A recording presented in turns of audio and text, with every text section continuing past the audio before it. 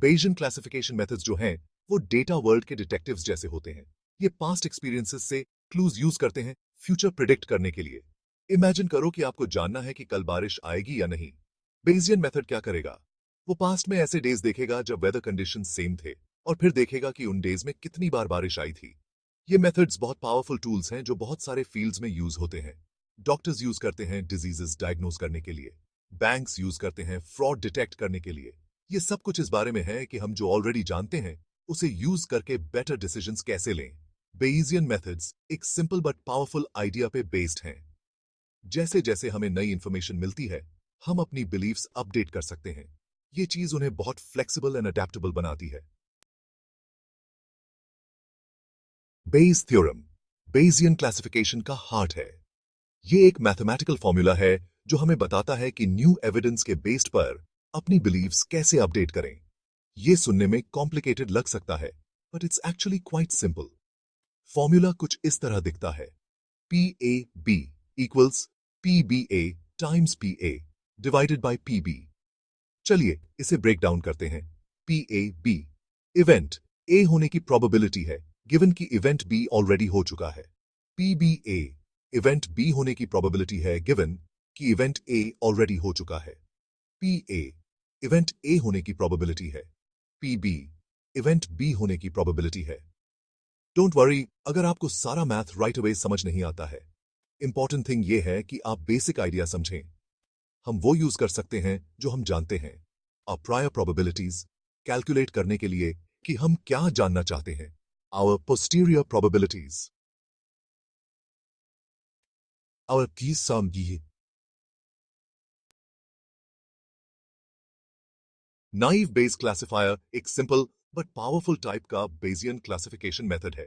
इसे नाइव इसलिए कहा जाता है क्योंकि ये एक सिंप्लीफाइंग असम्पशन बनाता है। ये अस्यूम करता है कि सारे फीचर्स जो हम प्रिडिक्शन बनाने के लिए यूज करते हैं वो एक दूसरे से इंडिपेंडेंट हैं। फॉर एग्जाम्पल इमेजिन करो कि हमें एक ईमेल को क्लासिफाई करना है एज स्पैम और नॉट स्पैम।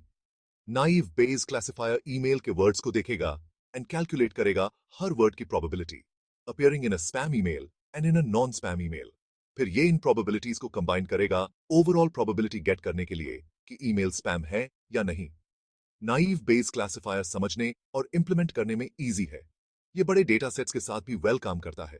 इसे ऑफ्टन यूज किया जाता है as a baseline for more complex classification methods.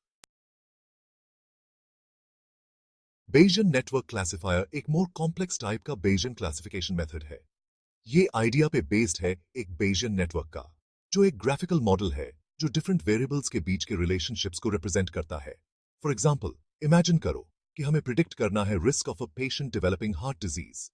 एक बेयजियन नेटवर्क डिफरेंट रिस्क फैक्टर्स के बीच के रिलेशनशिप्स को रिप्रेजेंट कर सकता है, जैसे कि age, smoking history and family history.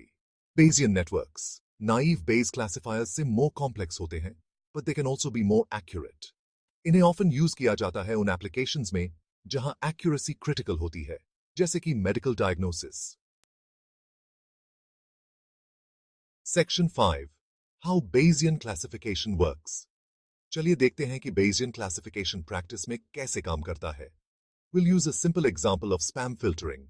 First, training the classifier. हम क्लासिफायर को ईमेल्स का एक डेटा सेट फीड करके स्टार्ट करते हैं जो कि लेबल्ड होते हैं एज स्पैम और नॉट स्पैम। क्लासिफायर इस डेटा से सीखता है एंड बिल्ड करता है एक मॉडल कि स्पैम ईमेल्स कैसे दिखते हैं। Next, classifying new emails. जब एक न्यू ईमेल आता है क्लासिफायर अपने मॉडल को यूज करता है प्रोबेबिलिटी कैलकुलेट करने के लिए कि ईमेल स्पैम है या नहीं।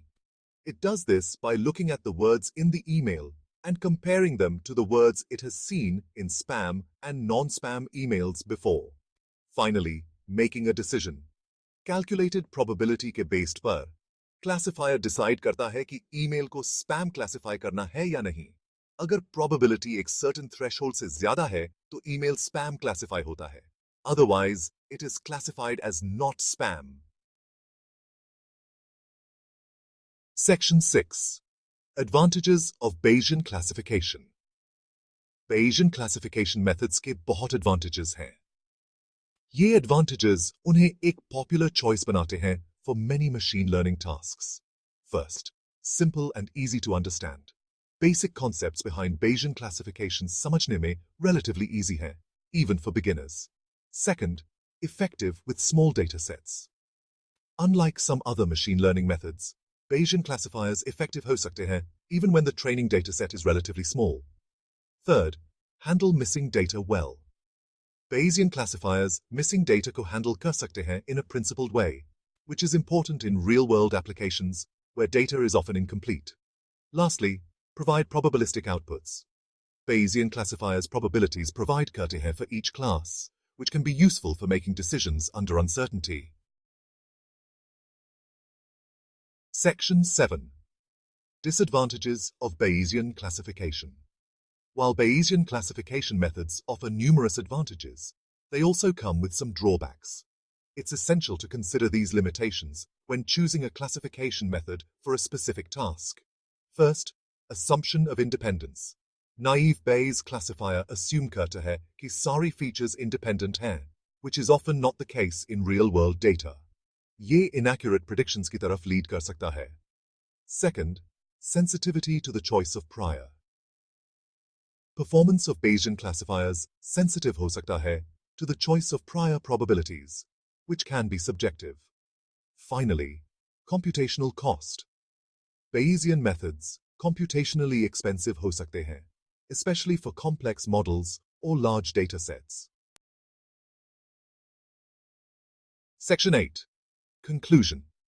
Bayesian classification methods, powerful tools हैं predictions from data बनाने के लिए. ये Bayes theorem पे based है, which allows us to update our beliefs about the world as we get new information. There are many different types of Bayesian classification methods, each with its own strengths and weaknesses. Naive Bayes classifier, एक simple but effective method है, जो often use होता है as a baseline. Bayesian networks more complex होते हैं, but can be more accurate. Bayesian classification methods use होते हैं a wide range of applications में, including spam filtering, sentiment analysis, medical diagnosis, and fraud detection. They are a valuable tool for anyone who wants to make better decisions based on data.